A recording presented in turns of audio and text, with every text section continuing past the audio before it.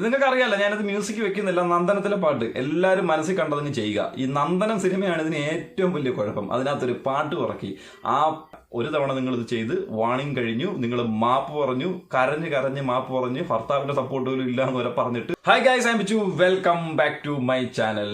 2 ദിവസത്തോടെ കഴിഞ്ഞ വിഷു ആണ്. അപ്പം ശ്രീകൃഷ്ണനായിരിക്കും എല്ലാവർക്കും ഓർമ്മ വരുന്നത്. പെട്ടെന്ന് ഓർമ്മ വരുന്നതും ഗുരുവായൂർ അമ്പലം തന്നെ ആയിരിക്കും അല്ലേ. അപ്പോൾ ഗുരുവായൂർ അമ്പലവും ഗുരുവായൂരപ്പനും ശ്രീകൃഷ്ണനും ഒക്കെ ആയിട്ട് ബന്ധപ്പെട്ടിട്ട ഒരു വിഷയമാണ് ഞാൻ ഇന്നത്തെ വീഡിയോയിൽ നിങ്ങൾക്ക് മുന്നിലായിട്ട് അവതരിപ്പിക്കുന്നത്. അതെ, ജസീന സലീം.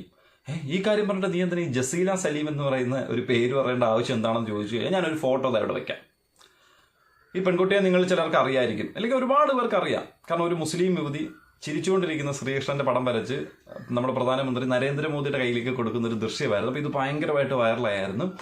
ഈ ഫോട്ടോയെ തുടർന്ന് നമുക്ക് ജാതി മത ഭേദമന്യേ എല്ലാവരും ഈ പെൺകുട്ടിയെ നല്ല രീതിയിൽ സപ്പോർട്ട് ചെയ്യുന്നുണ്ടായിരുന്നു. നല്ലൊരു മതസൗഹാർദ്ദമാണ് കേരളത്തിൽ നിന്ന് ഉടലെടുത്ത് മുന്നോട്ട് വരുന്നത് എന്ന രീതിയിലൊക്കെ നല്ലൊരു അറ്റൻഷൻ കിട്ടിയൊരു പോസ്റ്റാണ്. പ്രത്യേകിച്ച് ഈ പെൺകുട്ടിയുടെ പേരും കൂടെ നിൽക്കുന്നത് ഒരു BJPയുടെ നേതാവും പ്രധാനമന്ത്രിയും കൂടെ ഒക്കെ ആകുമ്പോഴത്തേക്കിന് വൈറലാകാൻ വേറെ കാര്യമൊന്നുമില്ല.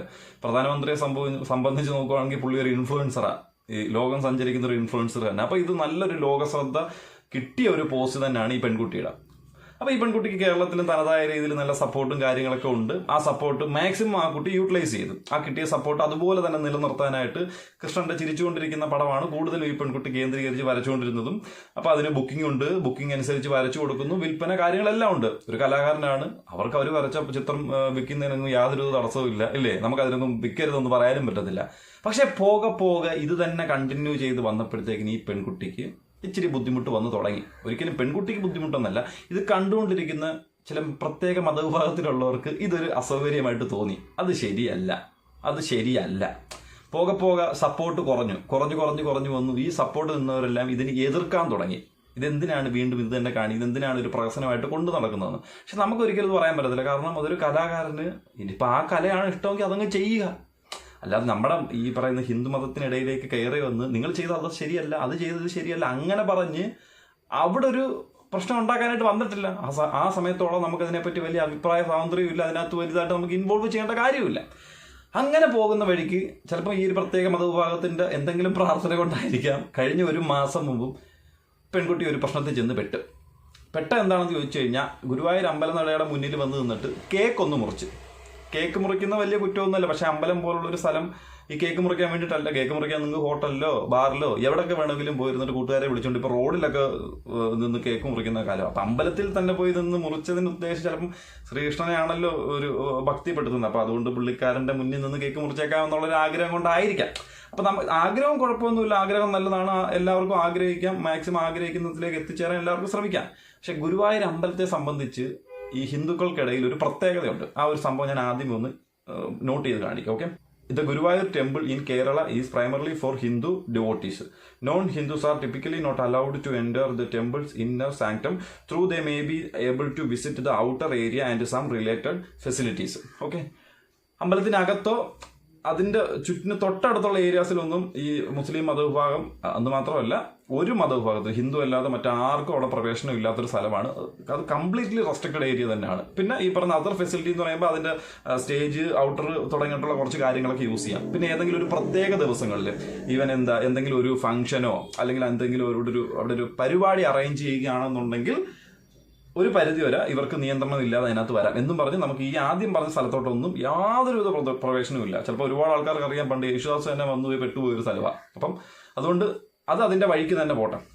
അപ്പോൾ ഗുരുവായൂർ അപ്പനെയും ഗുരുവായൂർ അമ്പലത്തെക്കുറിച്ച് ആഗ്രഹത്തോടെ നോക്കുമ്പോഴത്തേന് ഇങ്ങനെ കുറച്ച് കാര്യങ്ങളുണ്ട്. അതൊക്കെ ഒന്ന് പഠിച്ചിരിക്കേണ്ട ഒരു ധാർമ്മികമായിട്ടുള്ളൊരു ഉത്തരവാദിത്തം ഉണ്ട് നമ്മൾ ഇതിൻ്റെ പുറകെ നടക്കുമ്പോഴത്തേനും. ഓക്കെ, അങ്ങനെ ഈ ഒരു കാര്യം കൊണ്ട് ഈ പെൺകുട്ടിക്ക് അവിടെ കേക്ക് മുറിച്ചത് പ്രശ്നമായി എന്ന് നിങ്ങൾ വിചാരിക്കില്ല. ഈ ഒരു കാര്യം കൊണ്ടല്ല.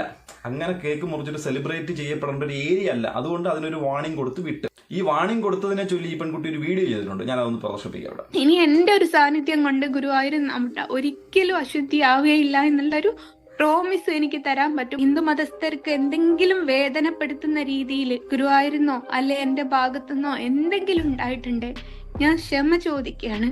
11 വർഷം കണ്ണനെ ചേർത്ത് പിടിച്ചിട്ടുണ്ട്. ആ ചേർത്ത് പിടിച്ചതില്ല ഒരർത്ഥമുണ്ട്. ഇടപെടണം. എനിക്ക് പേടിയില്ല. കാരണം ഞാൻ ഇത്രയും കാലം വരച്ചത് ചിരിച്ചോണ്ടിരിക്കുന്ന കണ്ണനെയാണ്. ചിരിച്ചോണ്ടിരിക്കുന്ന കണ്ണനെ ഒരിക്കലും ഉപദ്രവിക്കൂല. വർഗീയവാദിയാണ് ഞാനെങ്കിൽ എങ്ങനെയാ എനിക്ക് ഇന്ത്യൻ പ്രധാനമന്ത്രിനെ കാണാനുള്ള ഒരു അവസരം തരിക? ഭർത്താവ് പറയുന്നത് നിർത്തിക്കാളുന്ന ഇത്രയും എന്നെ സപ്പോർട്ട് ചെയ്തൊരു മനുഷ്യനാണ്. വേണ്ടായിരുന്നു ഓക്കെ, അപ്പം നമുക്ക് ആർക്കും അസൗകര്യം ഉണ്ടായിട്ടല്ല, പക്ഷെ ഇത് ഒരാൾ ചെയ്ത് പിന്നെ 2 ആൾ ചെയ്ത് 3 ആൾ ചെയ്ത് അത് തന്നെ ഒരു പ്രകടനമായിട്ട് കൊണ്ടുവരും. ഞാൻ ഇതിനിടയിൽ വേറൊരു വീഡിയോ ക്ലിപ്പും കൂടെ കാണിക്കാം. ഇൻസ്റ്റാഗ്രാമിൽ അത്യാവശ്യം ഫേമസ് ആയിട്ട് നിൽക്കുന്ന ഒരു പെൺകുട്ടിയെ നാട്ടെ.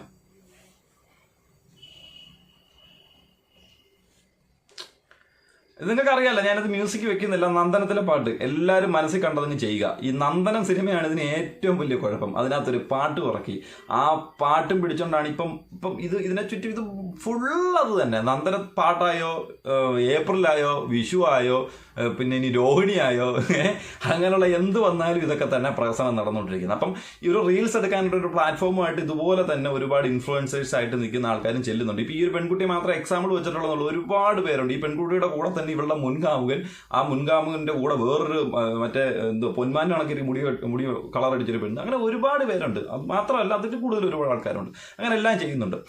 അപ്പൊ കഴിഞ്ഞ ദിവസം നമ്മുടെ ഈ ജസീല സലീം എന്ന് പറയുന്ന പെൺകുട്ടി അവിടെ ചെയ്തത് എന്താണ് എന്ന് നമ്മൾ നോക്കിക്കഴിഞ്ഞാൽ, ഗുരുവായൂർ ക്ഷേത്രത്തിൽ ഹൈക്കോടതി ഉത്തരവ് ലംഘിച്ചതിന് ജസ്ന സലീമിനെതിരെ കേസെടുത്ത് പോലീസ്.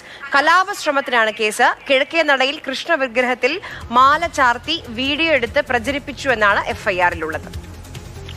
ബിനിലാണ് വിവരങ്ങളുമായുള്ളത്. ബിനിൽ, കൃഷ്ണഭക്ത എന്നുള്ള നിലയിൽ ജസ്ന സലീം എന്ന വ്യക്തി സാമൂഹ്യ മാധ്യമങ്ങളിലും റീലുകളിലും ഒക്കെ വരാറുണ്ടായിരുന്നു. ഇപ്പോൾ ഈ കേസെടുക്കാനുള്ള കാരണം എന്താണ്? അഭിലാഷ്, ഇതിന്റെ ഒരു പ്രധാനപ്പെട്ട കാര്യം, നേരത്തെ അഭിലാഷ് സൂചിപ്പിച്ചതുപോലെ ഇവർ ഗുരുവായൂർ ക്ഷേത്രത്തിന് മുന്നിൽ വെച്ച് കേക്ക് മുറിച്ച് ആ ദൃശ്യങ്ങളടക്കം സമൂഹ മാധ്യമങ്ങളിലൊക്കെ പങ്കുവയ്ക്കുകയൊക്കെ ചെയ്തിരുന്നു. ഈ വിഷയങ്ങൾക്കൊക്കെ ശേഷം ഹൈക്കോടതി ഒരു ശക്തമായ നിലപാടെടുത്തു. കാരണം ക്ഷേത്രങ്ങൾ ഇത്തരത്തിലുള്ള കാര്യങ്ങൾക്കുള്ള ഇടമല്ല, അത് ഭക്തന്മാർക്കുള്ള സ്ഥലമാണ്. അവിടെ ഇത്തരത്തിൽ ദൃശ്യങ്ങളൊക്കെ പകർത്തി സമൂഹ മാധ്യമങ്ങളിൽ പോസ്റ്റ് ചെയ്ത് ജനശ്രദ്ധ പിടിച്ചുപറ്റാനുള്ള ശ്രമം, അതൊന്നും അംഗീകരിക്കാൻ കഴിയില്ല. ഗുരുവായൂർ ക്ഷേത്രത്തിന്റെ പരിസര പ്രദേശങ്ങളിലൊക്കെ തന്നെ ഈ വീഡിയോഗ്രാഫിക്ക് നിയന്ത്രണം കോടതി ഏർപ്പെടുത്തുകയും ചെയ്തു. അതിനിടയിൽ ഈ കഴിഞ്ഞ മാസമാണ് ജസ്ന സലീം കിഴക്കേ നടയിലെ ദീപസ്തംഭത്തിനടുത്തൊരു കാണിക്കയുണ്ട്. ആ കാണിക്കയുടെ മുകളിൽ ഒരു കൃഷ്ണവിഗ്രഹമുണ്ട്. ആ കൃഷ്ണവിഗ്രഹത്തിൽ മാല ചാർത്തി അതിന്റെ വീഡിയോയൊക്കെ എടുത്ത് ഈ സോഷ്യൽ മീഡിയയിൽ പ്രചരിപ്പിച്ചത്. ഓക്കെ, ഞാൻ ആദ്യം നിങ്ങൾക്ക് ഒരു അമ്പലത്തിനെ കുറിച്ചൊരു സംഭവം കാണിച്ചല്ലോ. അപ്പം ഇതൊക്കെ ലംഘിക്കുന്ന പരിപാടികളായി കാണിക്കുന്നത്. ഒന്നാമത്തെ കാര്യം, നിങ്ങൾക്ക് ഇത് ആഗ്രഹം കൊണ്ട് ചെയ്യുന്ന ആയിരിക്കാം, പോയിക്കോട്ടെ, നിങ്ങളുടെ ആഗ്രഹമല്ല. എന്നെ സംബന്ധിച്ച് ഞാനത് തടയിടാൻ പറ്റത്തില്ല. പക്ഷെ നിങ്ങളൊരു ആഗ്രഹം നിങ്ങളെ കാണിക്കുമ്പോഴത്തേക്കിന് ഒരു 100 പേർക്ക് ഇതിനും ചെറിയ ആഗ്രഹങ്ങളുണ്ട്. ചിലപ്പോൾ അതിന്റെ സൈഡിൽ വെളിയിൽ നിന്നൊരു ഫോട്ടോ എടുക്കണമെന്നോ എന്തെങ്കിലും ആഗ്രഹങ്ങൾ കാണും. കാരണം അമ്പലമായിട്ട് ബന്ധപ്പെട്ട് നിൽക്കുന്നവർക്ക് എല്ലാവർക്കും. പക്ഷെ നിങ്ങൾ കാണിക്കുന്ന ഇച്ചിരി ആഡംബരമായിട്ടോ അല്ലെങ്കിൽ അത്യാഗ്രഹമായിട്ടോ ചെയ്യുന്ന ഒരുപാട് കാര്യങ്ങൾ, ഇതുപോലെ ചെറിയ ആഗ്രഹങ്ങൾ സഫലമാക്കാൻ നിൽക്കുന്ന ഒരുപാട് ആൾക്കാർക്ക് ഭയങ്കര ഒരു വിലങ്ങുതടിയായിരിക്കും. ആരെ കൊണ്ട് ചെയ്യാൻ പറ്റും? ഇപ്പം എനിക്കിപ്പോൾ അവിടെ ചെല്ലുമ്പോഴും ചിലപ്പോൾ ഒരു വീഡിയോ എടുക്കണമെന്ന് തോന്നും. ഇപ്പം അവിടുത്തെ ക്യാമറയ്ക്കും ഫോട്ടോയ്ക്കും കാര്യങ്ങൾക്കും എല്ലാം റെസ്ട്രിക്ഷൻസ് ആയി. ഹൈക്കോടതി ഉത്തരവുണ്ട്. ഇനിയിപ്പോൾ നമ്മളവിടെ പോയിട്ട് ഒരു ചെറിയൊരു ഫോട്ടോ എടുത്താൽ പോലും നമുക്കതൊരു പ്രശ്നമായിരിക്കും. അപ്പോൾ ഇതുപോലുള്ള ബുദ്ധിമുട്ടുകൾ നമ്മൾ ഇതുപോലെ കാര്യങ്ങൾ കാണിക്കുമ്പോൾ അതിൻ്റെ പുറകിലുണ്ട്. അതും കൂടെ ഒക്കെ നോക്കിയിട്ടൊന്ന് ചെയ്താൽ വളരെ ഉപകാരമായിരിക്കും. ബാക്കി നിങ്ങൾ പറയുന്ന കൃഷ്ണനെ ആരാധിക്കുന്നതിനോ എടുക്കുന്നതിനോ ഒന്നും നമ്മളൊന്നും പറയത്തില്ല, അല്ലെങ്കിൽ നമ്മളൊന്നും പറയാൻ ആരുമല്ല. നിങ്ങളുടെ ഇഷ്ടമാണ്, നിങ്ങൾക്ക് ചെയ്യാം, യാതൊരു കുഴപ്പമില്ല ഈ നാട്ടിൽ ചെയ്യുന്നതിനെ കുറിച്ച്. പക്ഷേ ഇങ്ങനെയുള്ള കുറച്ച് കാര്യങ്ങളും കൂടെ ഒക്കെ ഒന്ന് ശ്രദ്ധിച്ച് പോയി കഴിഞ്ഞാൽ ഈ പറയുന്ന ഹിന്ദു സമുദായത്തിൽപ്പെട്ട ആൾക്കാരുടെ കയ്യിൽ നിന്ന് പോലും നിങ്ങൾക്ക് സപ്പോർട്ട് ഇല്ലാത്ത ഒരു അവസ്ഥയിലേക്ക് കൊണ്ടെത്തിക്കത്തില്ല, അല്ലെങ്കിൽ വരുത്തില്ല. ചെയ്യുമ്പോഴത്തേന് അങ്ങനെയുള്ള കാര്യങ്ങളും കൂടെ ഒന്ന് നോക്കി ചെയ്താൽ വളരെ ഉപകാരമായിരിക്കും. പിന്നെ അമ്പലത്തിൽ കയറാൻ പറ്റാത്തതിനെ കുറിച്ചൊന്നും പറയണ്ട, അത് ഓരോ അമ്പലത്തിന്റെ ആചാരമായിരിക്കും. ചില അമ്പലത്തിൽ സ്ത്രീക്ക് കയറിക്കൂടാ, ചില മുസ്ലിം പള്ളികളിൽ സ്ത്രീക്ക് പ്രവേശനം ഇല്ലല്ലോ. അപ്പൊ അതുപോലെ തന്നെ ഇപ്പൊ വാങ്ക് വിളിക്കുന്ന സ്ഥലത്ത് സ്ത്രീക്ക് പറ്റത്തില്ല. അപ്പൊ അങ്ങനെയുള്ള ഒരുപാട് വ്യത്യാസങ്ങൾ ഓരോ അമ്പലത്തിലും ഓരോ അനുഷ്ഠാനവും കാര്യങ്ങളൊക്കെ ആയിട്ടുണ്ട്. അപ്പം അതൊക്കെ നമ്മളൊന്ന് നോക്കി ആ റിലീജിയൻസിന് മാക്സിമം റെസ്പെക്ട് കൊടുത്ത് ചെയ്യേണ്ട കാര്യങ്ങൾ ഏതൊക്കെ, ചെയ്യേണ്ടാത്ത കാര്യങ്ങൾ ഏതൊക്കെ എന്ന് നോക്കി ക്ലിയർ ആയിട്ട് പോയിക്കൊണ്ടിരുന്ന നിങ്ങൾക്കും നമുക്കും എല്ലാവർക്കും ഒരുപോലെ ഒരു കുഴപ്പമില്ലാതെ പോകാൻ പറ്റും. അല്ലാതെ ഇതിനെ പോലെ ഇങ്ങനെയൊക്കെ സംഭവങ്ങളൊക്കെ അഴിച്ചു വിടുകയാണെന്നുണ്ടെങ്കിൽ ഭയങ്കര ബുദ്ധിമുട്ടായിരിക്കും. സപ്പോർട്ട് ഇനി കിട്ടത്തില്ല. ഒരു തവണ നിങ്ങൾ ഇത് ചെയ്ത് വാണിംഗ് കഴിഞ്ഞു, നിങ്ങൾ മാപ്പ് പറഞ്ഞു, കരഞ്ഞ് മാപ്പ് പറഞ്ഞ് ഭർത്താവിന്റെ സപ്പോർട്ട് പോലും ഇല്ല എന്ന് വരെ പറഞ്ഞിട്ട് വീണ്ടും തേങ്ങാ മാങ്ങാന്ന് പറഞ്ഞ് 1 മാസം കഴിഞ്ഞിട്ട് അങ്ങനെ പോയി ചെയ്യുമ്പോഴത്തേക്കിന് ഇതിനെ സപ്പോർട്ട് ചെയ്യണമെന്ന് യാതൊരു ആഗ്രഹവും ഇല്ല. കളഞ്ഞിട്ട് പോവുക.